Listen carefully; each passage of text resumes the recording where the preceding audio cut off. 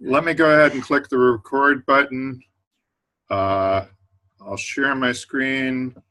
I'll go through my song and dance for the sake of form to just say that this meeting will be recorded.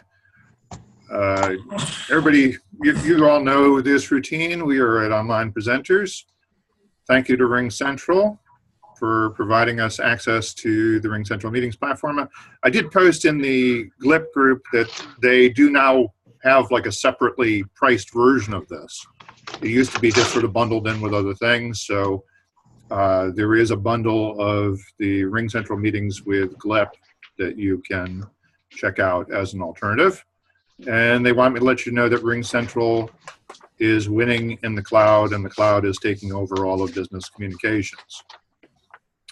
We do encourage you to use a headset or earbuds, use some method to prevent audio feedback, and mute your mic when it's not your turn to speak. There's some audio feedback somewhere going on at the moment.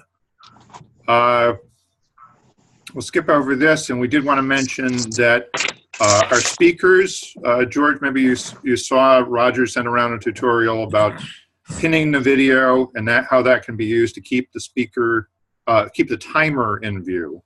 So that's going to be important for this evening. We decided not to do an audible signal for the timer because we'd like to have a clean video recording that we can send on to Toastmasters International for the winner. So you're going to want to make sure that you can see the video from Lou, who is our timer.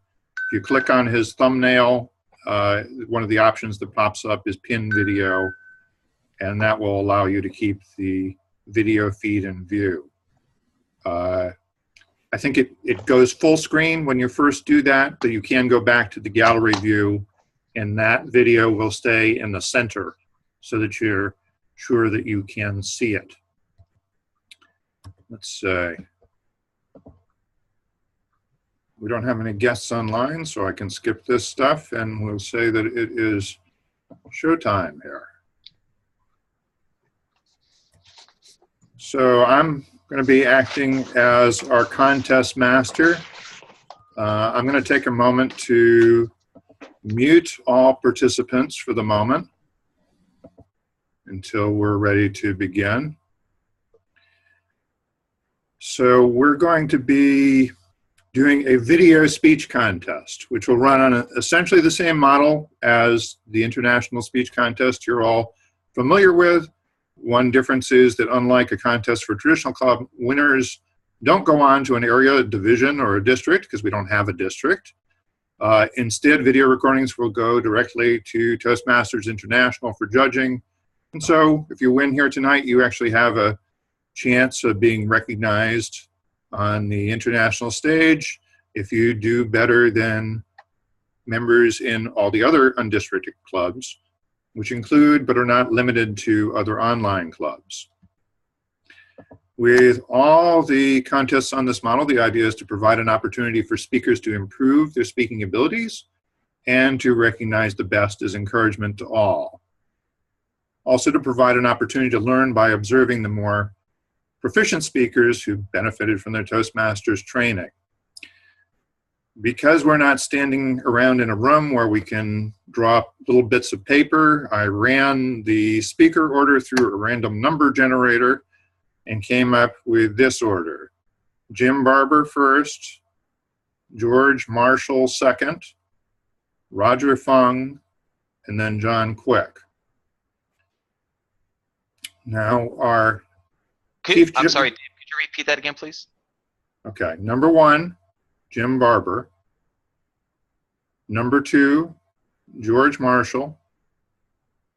Number 3, Roger Fung. And number 4, John Quick.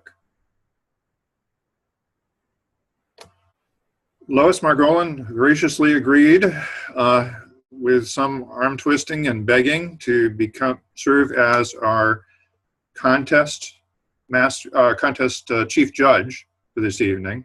And I turn it over to Lois, and Lois, you can explain how things are going to run for this evening.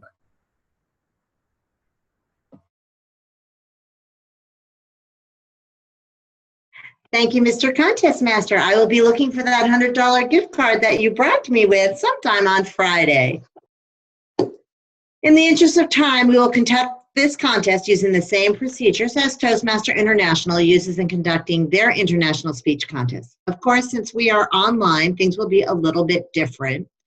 The judges I have been chatting with individually. Unfortunately, I really did get into this role about, 4 o'clock today, David? So there was not a lot of prep time from my side. Therefore, I apologize if you wanted more information up front, but here we are. I have almost all of the judge certification forms. I'm still looking for one more, which would be fine. And that will be sent to me in the morning. The way the judges are going to work is they have all been sent the ballots. When the time is over for the entire contest, they will send me their first, second, and third postings of exactly who they want and the order that they want it in. I will save that. Morale is our vote counter. He and I will go into another room. We will bring up that particular saved document. We will count the votes and come back and let our president or our contest master of the day know the winners. Mr. President, Mr. Contest Master. This is really hard. Sorry. All right. Well, thanks for hanging in there, Lois. All right. So I think we're about ready to get started. We may have some time left over for table topics. Norman stepped in to be our table topics master for this evening. So let's move on to, George Marshall, I do not have a title for your speech. Can you give me that quickly?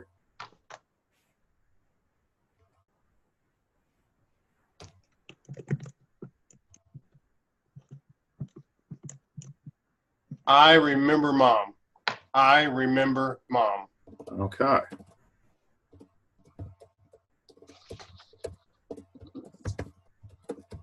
All right. So we're pulling it together. Let's see. Our first contestant for this evening will be Jim Barber. Title of his speech is Robin Williams Reminds Me of My Mama. So this is Jim Barber, Robin Williams Reminds Me of My Mama. Jim, you're on.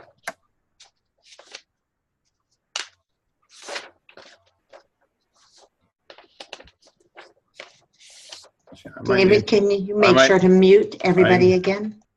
Let's all right. Before we begin, let's mute everybody. And Jim Barber, I will unmute you since you've stepped away from the. I'm not sure he can hear me though. My parents had been married for a little over 20 years, happily married, in large part because they agreed on so many things. Whoop, okay.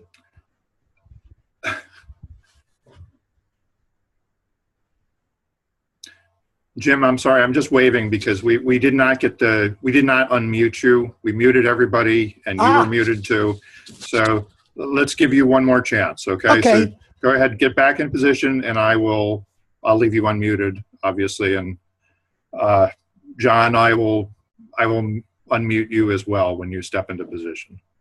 That was my fault. I could have unmuted myself and I forgot. No, that's all right. That's all right. Setting up the clock and doing other things. We should have been thinking about the fact that you're going to be doing it standing up. And I think we're doing a good job. Okay. Are you going to introduce me again? Sure. Jim Barber, Robin Williams reminds me of my mama. Jim Barber, Robin Williams reminds me of my mama.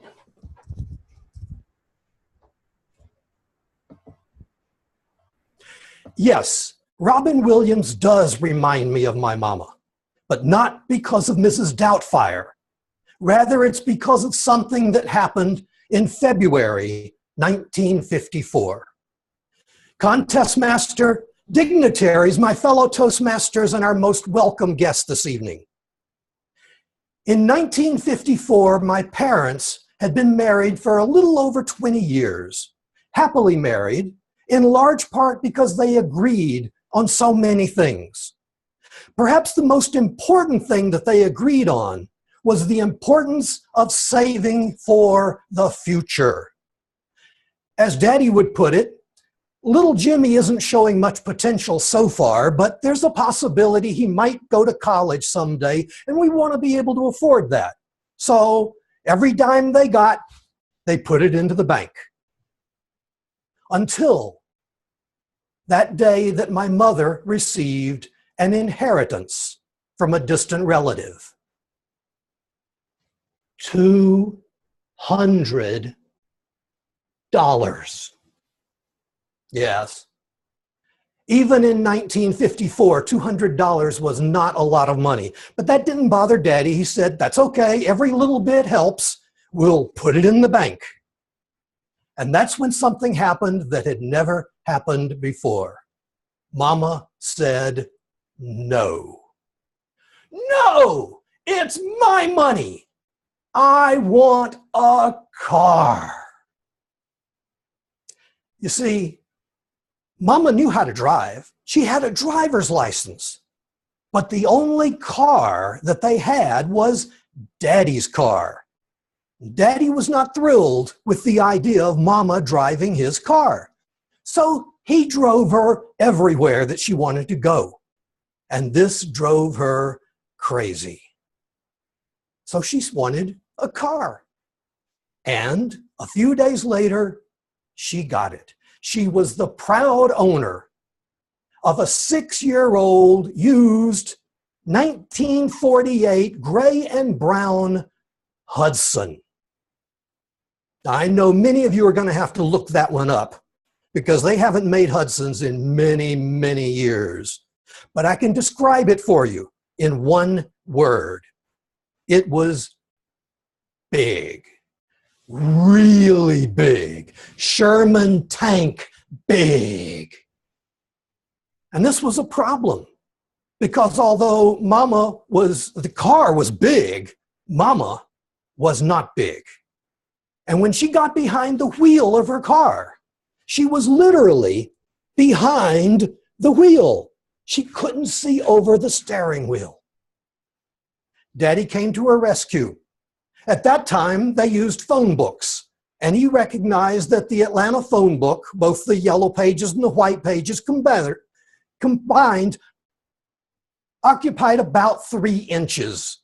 And that 3 inches, when he put those phone books on the seat of the Hudson and then put Mama on those phone books, that extra 3 inches in height enabled her to see over the steering wheel.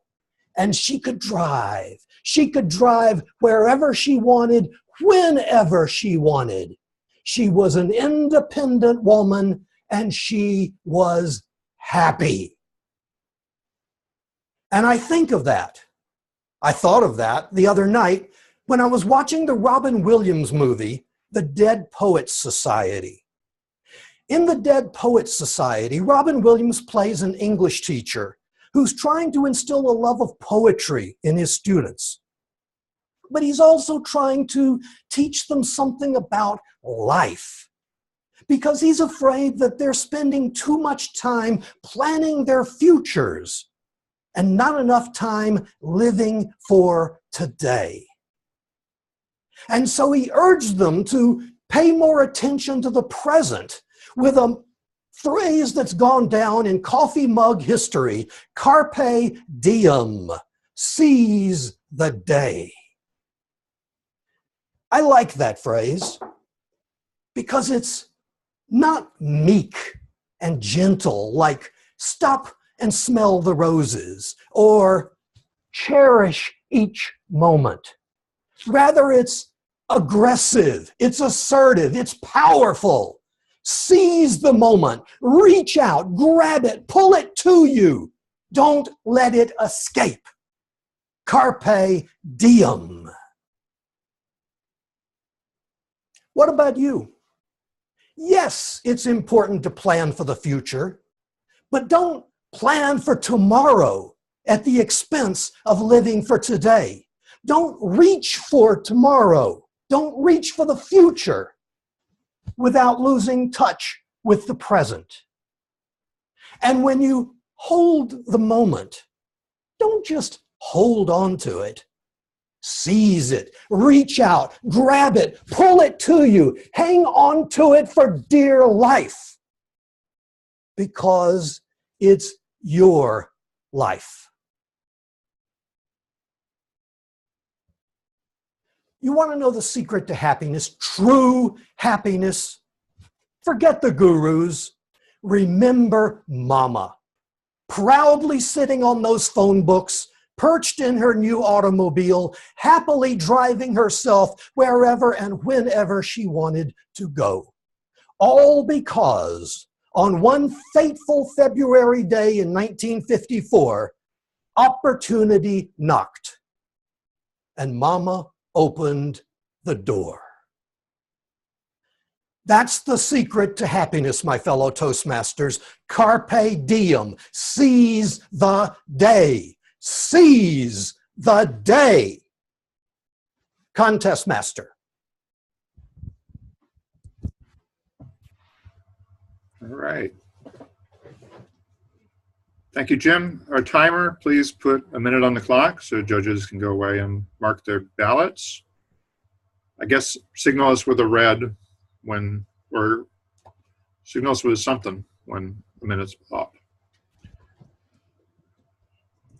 I guess Lou, just flash up the green when the signal is up, when the 1 minute is up.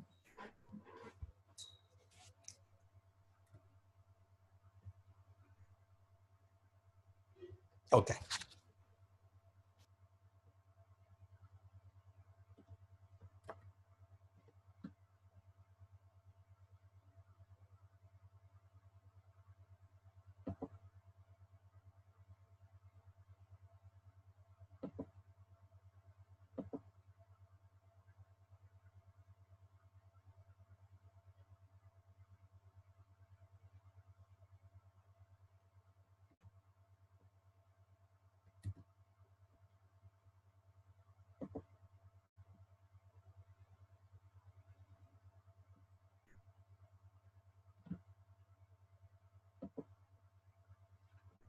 All right, George Marshall, you are unmuted and be ready to go in just a moment.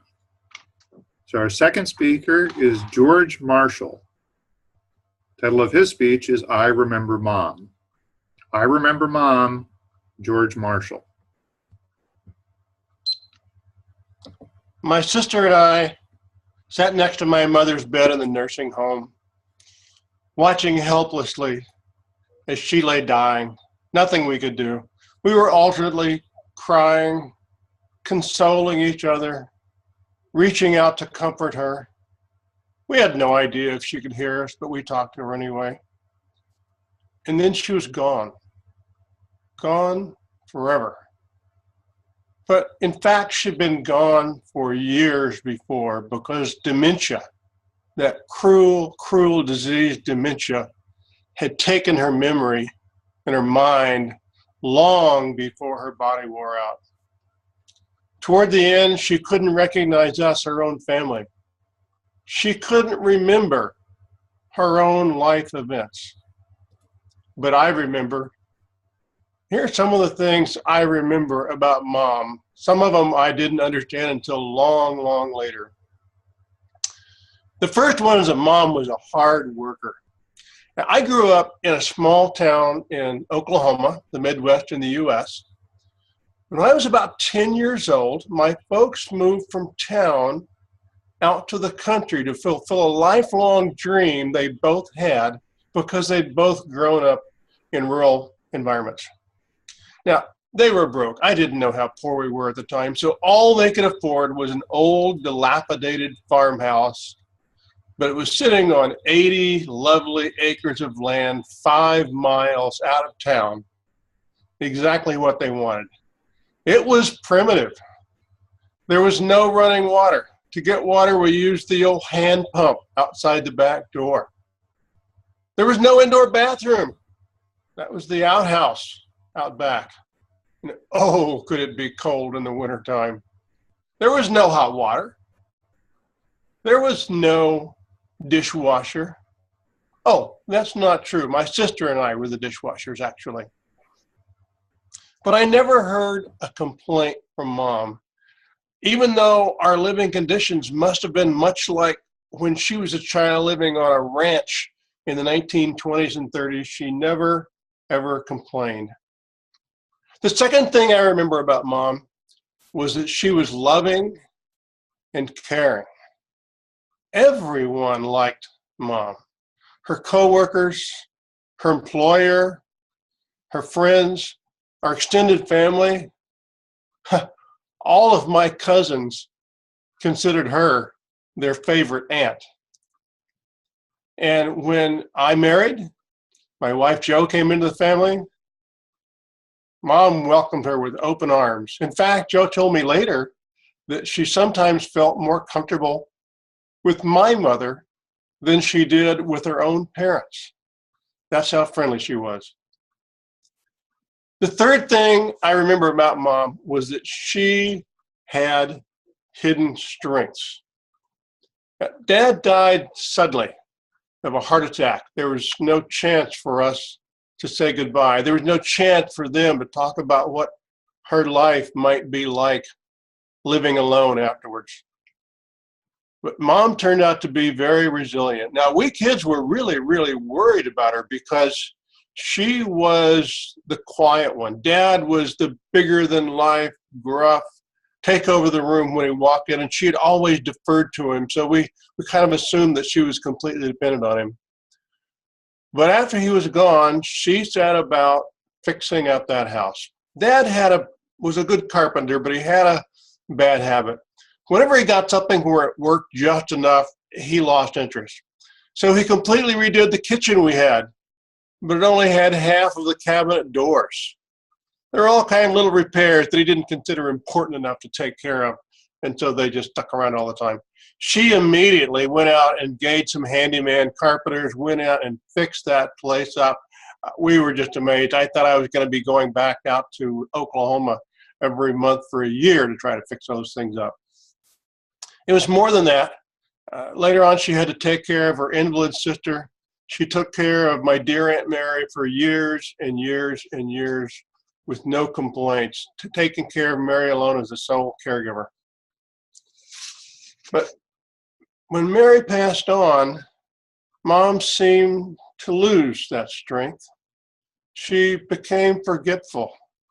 She pulled away from her friends and folded inward on herself to the point where she finally agreed she needed to move into that nursing home near my sister. Looking back, I wish I'd spent more time with Mom. I thought I was doing the right thing, but here I was out in California with a growing family, hectic jobs in Silicon Valley. I thought I was dividing my time right as a husband, as a father, as a sister, and as a son. Mom was that strength I thought would always be there. It was hard when she left. But since she's gone, I wonder, could I have done more? Should I have done more? Here's my question to you. Are your parents still with you? Maybe they're nearby. Maybe they're far away. Are you doing what you can for them? Spend more time with your parents, because like Mom, you don't know when you might lose them. It's your contest master. Thank you, George. Mr. Timer, once again, please put a minute on the clock so that our judges may mark their ballots.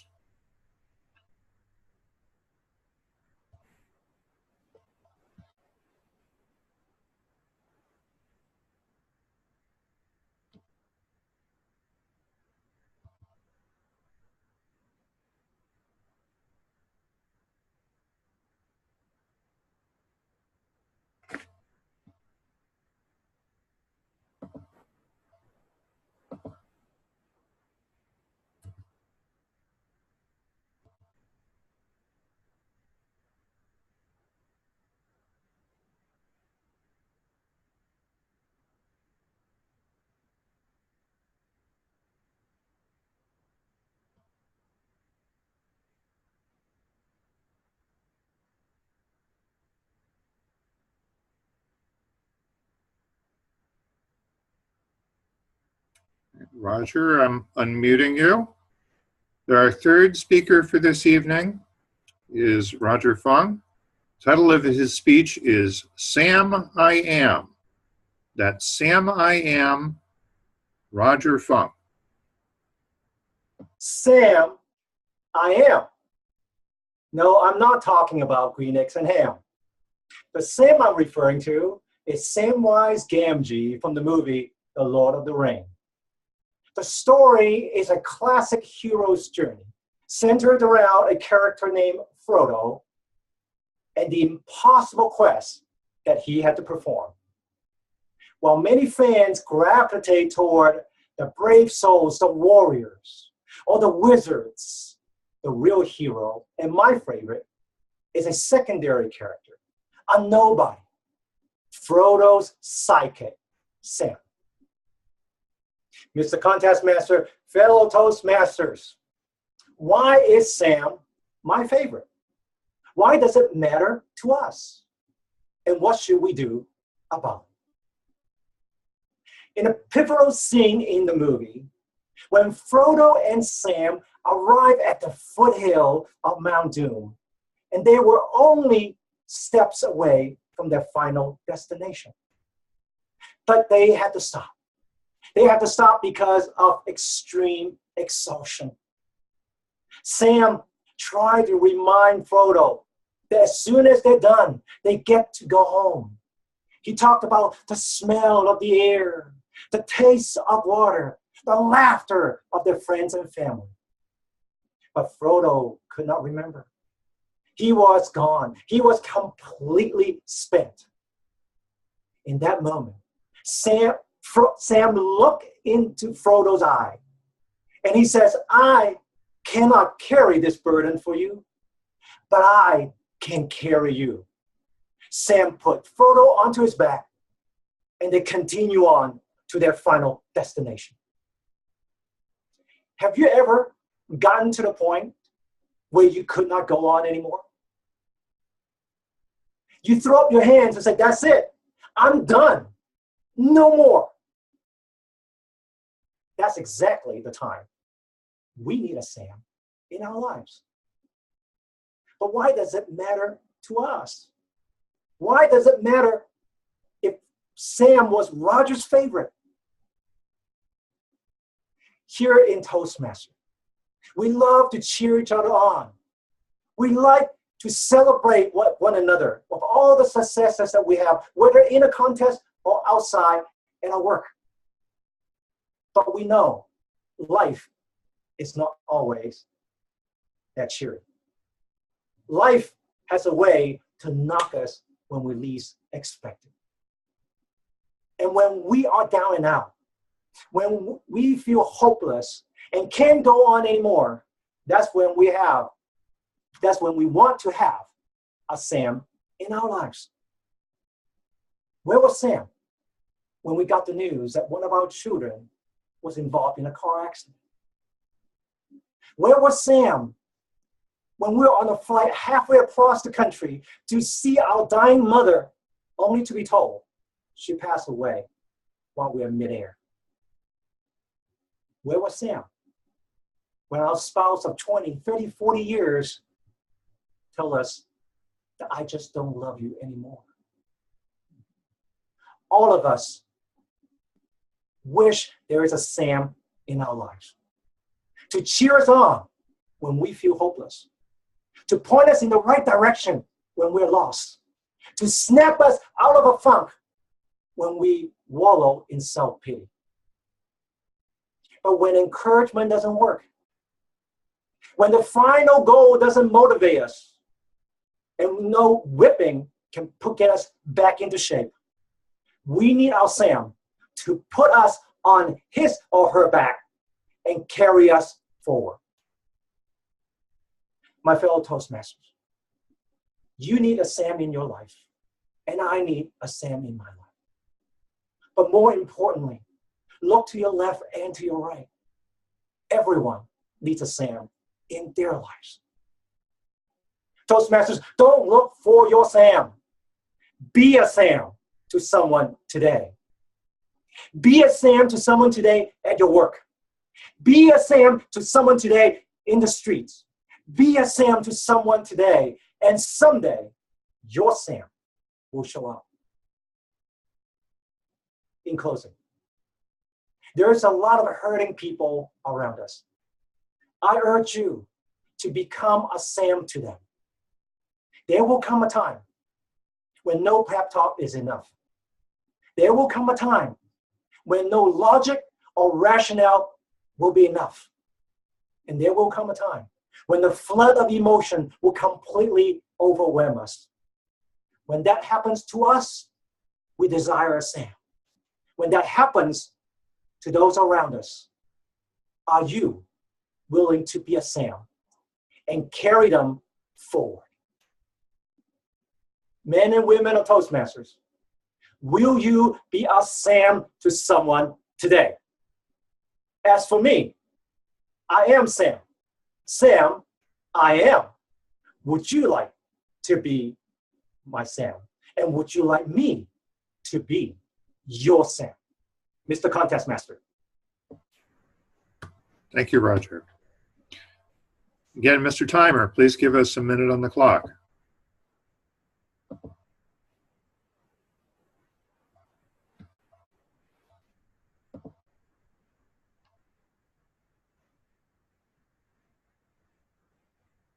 And John, I'll unmute you when that minute is up.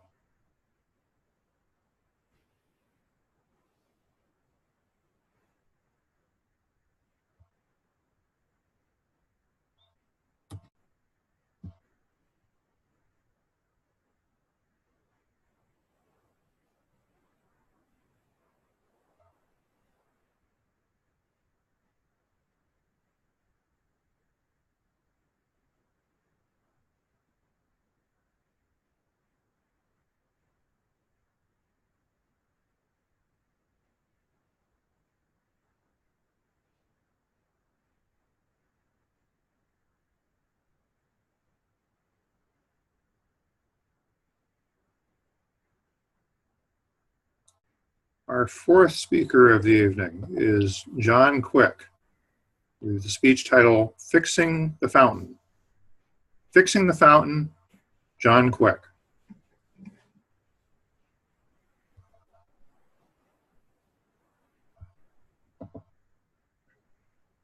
Buddha arrived at dawn, just as the sun began to rise.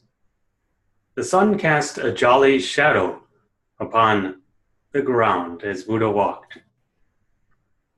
The shadow of his bald head could be seen bobbing up and down, while his protruding belly swayed side to side over the dusty city streets.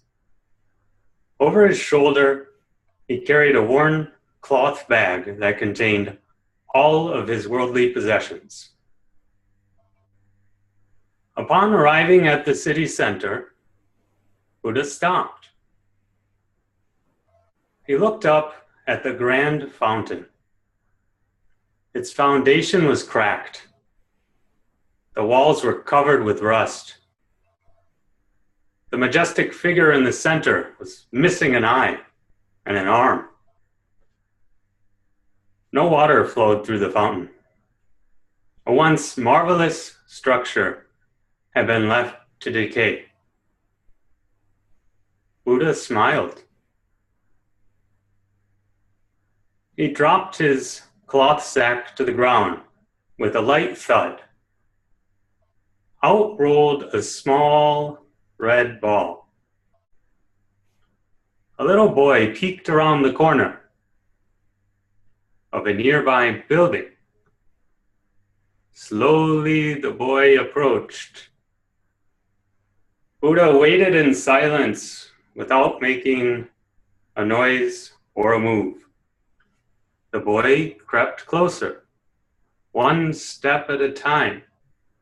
Once the ball was within reach, he grabbed it. He stood before Buddha, holding the ball in his hand. Buddha smiled. Suddenly, the boy threw back his arm and chucked it into the fountain. It hit the majestic statue in the center perfectly and there it crumbled to the ground. The boy gasped. He bent his knees. He was ready to run. But Buddha laughed. So the boy started to relax. Buddha laughed some more. The boy giggled. He ran forward, leapt into the fountain to go after the ball. By now, Buddha turned back to his sack and he saw a little girl reaching inside. She frantically pulled out a piece of candy, tucked it into her mouth. Buddha laughed some more. The girl giggled. She ran into the fountain, jumped inside to play with the boy. By this time, all the children in the town were running out and reaching into Buddha's bag to see what was inside. Buddha laughed and laughed and laughed. Soon, all the children in the city descended into the fountain, enjoying their toys and candies and each other, playing gleefully. Buddha laughed uncontrollably. As this was starting to cause quite a bit of chaos, up ran an adult. His cheeks were deep red. He was sweating from his brow. He ran up and said, "I demand to know what all this chaos is about. What is going on here? Why are you disturbing my city center?" Buddha regained his composure just long enough to say a few words. I visited this city many years ago. I remember seeing this beautiful fountain in the city center. When I arrived today and saw that it was in disrepair, I decided to help you fix it.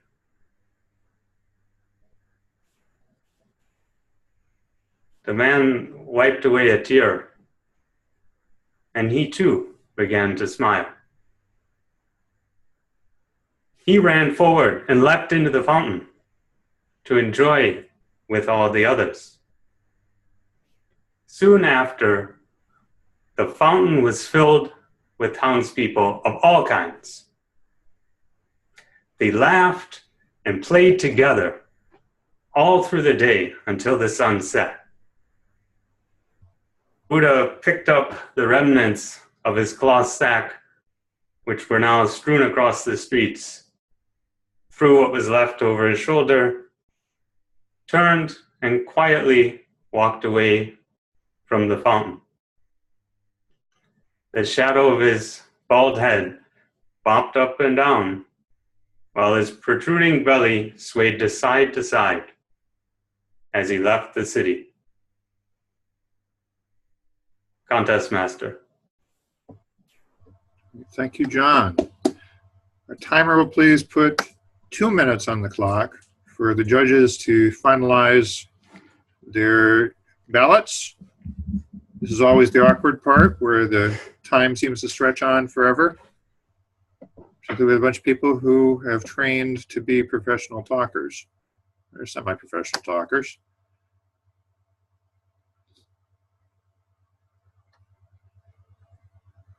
So we'll have a chance to chat in just a few moments.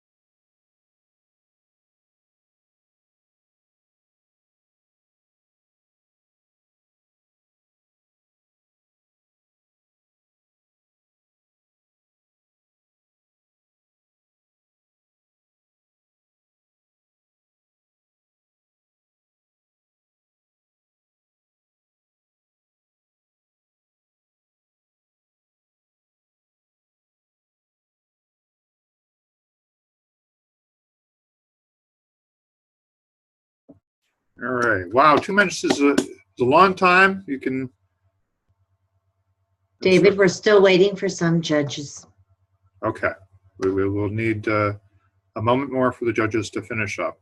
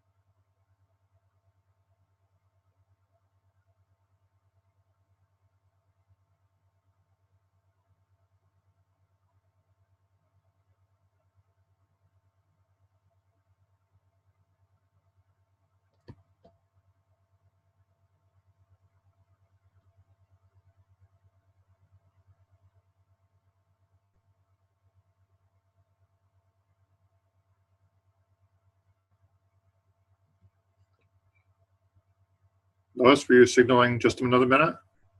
Okay.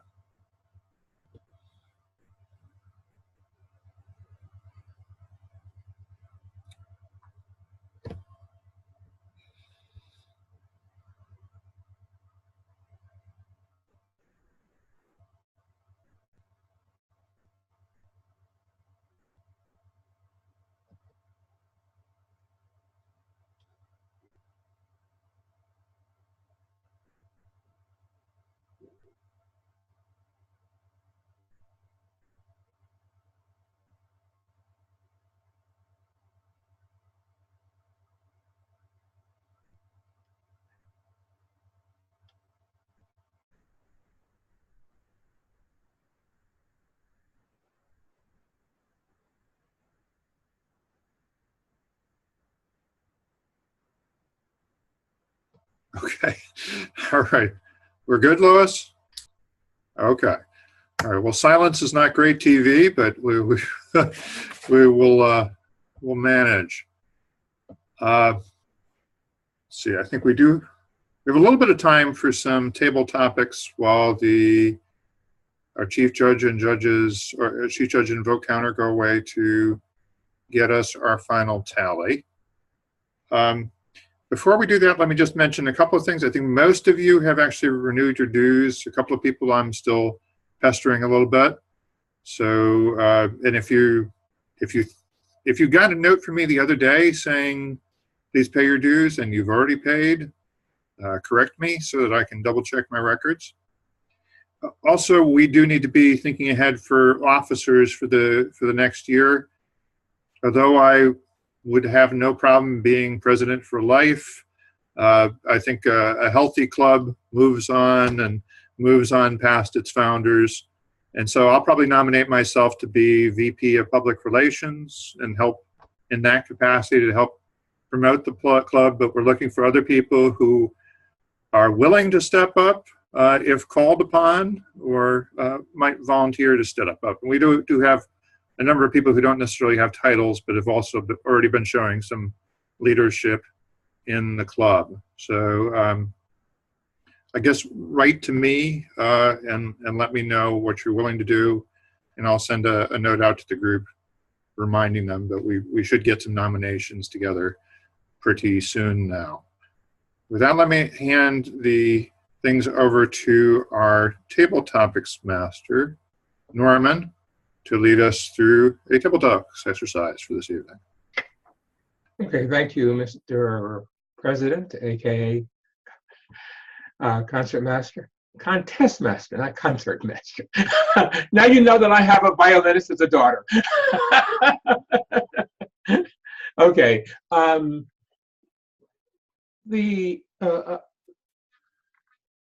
let me start. Let me get the gal review so I see who's here.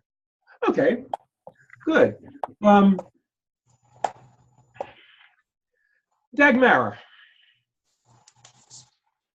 the vacation from hell. Take us on a vacation with you As you revisit the vacation from hell, the misery, monotony, or malady that overwhelmed your best laid plans, give us a travelogue with sounds, smells, moods, and local color. Dagmara. Sorry, Norman, can you repeat the question? Because when you were speaking, I didn't hear Okay, properly. fine. Yeah. The vacation from hell. Take us on a vacation with you as you revisit the vacation from hell. The misery, monotony, or malady that overwhelmed your best laid plans. Give us the travelogue with sounds, smells, moods, and local color. The vacation from hell.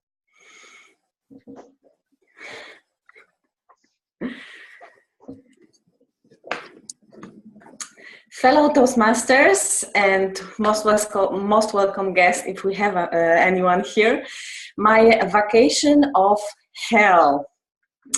I would say that, well, that sounds pretty awful and very terrible of me. But the vacation of hell that I had was when I was meeting my parents-in-law. So yeah, I went to Taiwan for the first time after I met my husband. Just after 3 months, we met each other. So we really didn't know much about each other as we met on a dating service portal. So I went there and I really didn't expect that I will be presented as his already girlfriend or probably future wife. But when I went to meet the family, Taiwanese, Asian family, pretty local, not everyone, first of all, not everyone spoke English. So I had a language barrier, communication barrier. That was terrible. I felt like I'm in hell. The people were really amazing at the end of the day, but we really couldn't communicate well. And I really wanted to present myself in the best way possible.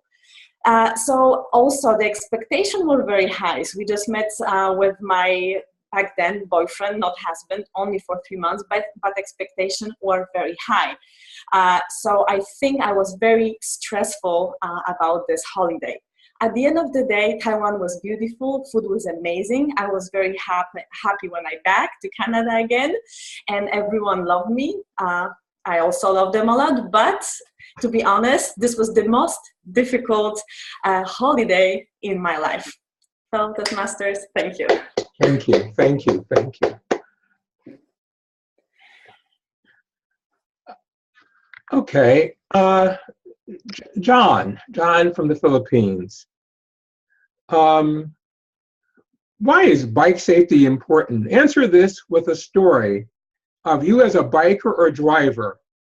Cycle through the scenario in action. Color the topic with descriptive language. The whoosh of the car jarring of the pothole, or even the smell of the car exhaust. Why is bike safety important? John? Have you ever fallen off a bicycle? It's pretty rough. My first experience was a long time ago, and it still sinks in. It was about 25 years ago when I found out the importance of bike safety. There it was, beautiful sunshine day. I'm out with my friends because back then we didn't have any cell phones, we didn't have any computers. It was a jolly old fun outside. Let's take a ride around the neighborhood. Sure, I got my brand new BMX that my grandparents bought me. It was amazing blue and silver combination of colors. I genuinely enjoyed it just standing next to the bike. But there it was, the road was open and it was all ours because there wasn't that many cars. We were really looking into the fact that we're gonna have that fun. And we took off. As we were riding down the street, I saw a friend in the distance and I thought I recognized him. So I asked my friend on a bike next to me, "Is that Boris?" "Yes, that's him." "Hey, Boris!" Crash!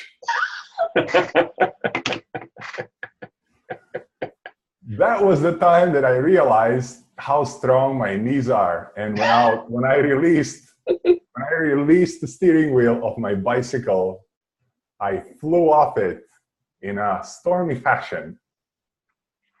Have in mind, whenever you sit on a bicycle or a bike, or sit in the car as well, that people invented protective gear for a reason. If you ever do get yourself in an opportunity to ride a BMX bike, make sure you wear your knee pads and your elbow pads. Good evening. Helmet.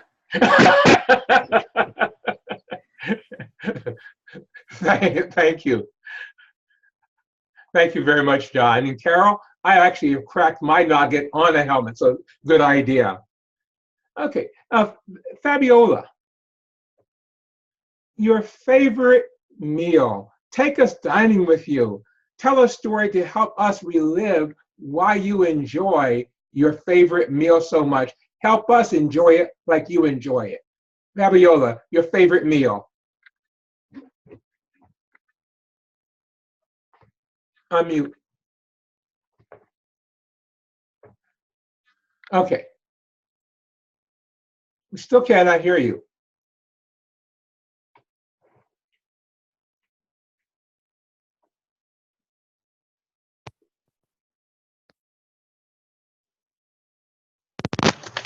Okay, now? Yes, good. All right. Sitting gathered with the whole family and everyone looking at me, the smallest of 7. Does she cook? Oh, yes, she can do something. It was a dish that I learned while away at school. A dish that really became my signature dish. You can taste some ingredients from quite some different cultures. Mexican flavor with a little bit of the Caribbean, some Dutch flavor. Well, to tell you the truth, you won't see this recipe in any books because they taught me how to make this, but I just couldn't remember how to put it together. So it became my favorite thing. And actually it is called Fabulous Wraps. Something I made up. But it's a delicious meal with corn flour, with a sauce made of onions, Tabasco, and orange juice, in chicken, nicely seasoned, and served with some corn that I made up with all the ingredients that I knew how. But it became our favorite dish and family dish with the signature of Fabulous. Back to you, Table Topic Master. Thank you very much. Thank you. I'm hungry. I should not have asked that question. My mouth is watering. David, should we turn it back to you? I think we should, yes. Actually, you might have noticed that Lois is back in the room. That means that results are in. There ought to be some more suspense-building stuff that I do about this, but we will be announcing a second place winner and a first place winner for this evening's contest. Second place. David, you need to mention time disqualifications, if any. Okay. To my knowledge, there were no time disqualifications. Is that correct? That is correct. Okay. Second place winner, Jim Barber. You can unmute so that Jim can hear the applause. That would work too. Thank you, everyone. All right. And first place winner, going virtually on to the international level, will be Samwise Ganji. No, I believe that's actually Roger Fung. Congratulations. Congratulations, Roger. Thank you. So thank you, everybody, for helping us get through this, despite some technical miscues along the way. We didn't do too bad overall. One question I thought I would ask the group about, we have this other webinar, mini webinar contest that I had put on the schedule that's coming up in a few weeks, next month. I want to ask people's opinion about one thing. I had the idea that whoever is presenting should try and allow some time for audience Q&A. So I was wondering about making those maybe 8 to 10 minute speeches rather than 5 to 7. On the other hand, we have several of them, so it'll run a little bit longer that way. But what do others think about that? David, would you remind us as to what type of webinar type that you're looking for? Right. Well, the concept was to have something that's a little bit more geared towards what a typical online presentation is. A lot of times they are an online seminar that ends with some sort of either sales pitch or other call to action. Donate, vote, take action. So the thought was that it would be in that format. It would be presented with the audience in silent mode, but able to enter questions in the chat box. And then the speaker gets to answer some of those questions as part of the live session. So it's fairly similar to what you would do if you were doing a professional go-to-meeting session or something along those lines. I sort of road tested this idea a couple of weeks ago. I did my little mini webinar on GLIP, and I did find that trying to squeeze in a little bit of Q&A within 5 to 7 minutes was tough.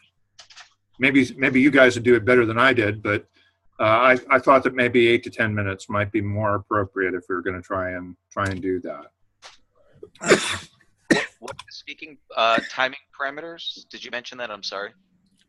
I was suggesting making it an 8 to 10 minute speech, including whatever time, and it's up to the speaker to decide how much time they're going to allow for Q&A within that 8 to 10 minute window. So we keep the timing simple. Is Q&A required? Meaning, could someone go 8 to 10 without Q&A? It's part of the contest. It's encouraged. Again, I'm trying to mirror what you would do in a professional webinar. Very often there actually is not video interaction or it's people speaking to you. There are people typing questions into a chat box, and at the end of your presentation, you're supposed to wrap them up. And typically that would be more like a half-hour, 45-minute presentation rather than a 5 to 7 minute thing, but we're trying to squeeze it down to something we can work with for the contest level. So, this is just a harebrained scheme that I came up with, but, and it's not an official contest. It's just something that we're doing for fun and to give our members a chance to practice giving an online presentation. I think it's a great idea for that very reason. That is what a lot of us are getting into, is doing this sort of work with either our own businesses or other aspects of our lives. One suggestion or thought I'd like to throw out there is, with some of the webinars I do, I have Q&A throughout the presentation, not just at the end. So if there is a way to infuse audience interaction throughout the 8 to 10, as opposed to talk for 7, right. Q&A for 3. You again, it would be up to the speaker to decide whether they're going to hold questions to the end or whether they're going to try and answer some of them along the way. The other thing that we could do, and that is done in a lot of professional things, is have a person that backs you up, who is monitoring the chat and who relays a couple of questions to you at the end. So I thought we perhaps should give the contest participants an option of either designating somebody to do that, or we just have the chat monitor for the evening do it. Carol Prudensky, you had an idea on that? I like that idea. I'd like to have somebody do that for me. Thank you. Okay. All right. Roger? Besides winning or losing the contest per se, I think it would be also nice if we have some way of some kind of even simplified feedback in terms of where we did well or not so well, and because as a learning curve going forward, focusing on webinar type. Right. How would you suggest we do that? I mean, I don't know. Just a thought. That, let's say Lou wins, and then I'm here. So, I'm the big loser. What am I going to do? Well, maybe. I don't think we have quite a number of people actually who have signed up to participate in this. We might not be able to assign an evaluator for everybody. What if we had somebody whose job it was to play sort of a general evaluator role and to give some of that feedback at the end? I think, David, you could do that. I only see 3 people signed up. I have Adrian, John, and Roger. Well, did anybody else sign up? Carol. I just signed up. Okay. Okay. All right. I guess I was just reacting to the fact that people had signed up quite a few weeks ahead, but I hadn't looked at it recently. How many names? And is this signing up for your webinar contest? Yeah. Right. Oh, I'm sorry. I must have. I'm so a little behind with emails. Please sign me up.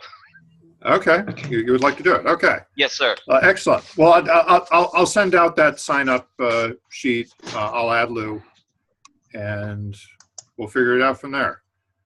After all that, David, then I think we're going to need to come up with criteria for judging, or are we just going to use any criteria? Is there anything out there like that now? I don't think there is. I think maybe we should take the international speech contest criteria and add a category or two. Yeah, maybe we should try and hack on that. What about the accredited speaker program? I wonder if we can steal rules from that. If you could investigate that for us, George, that would be great. Sure.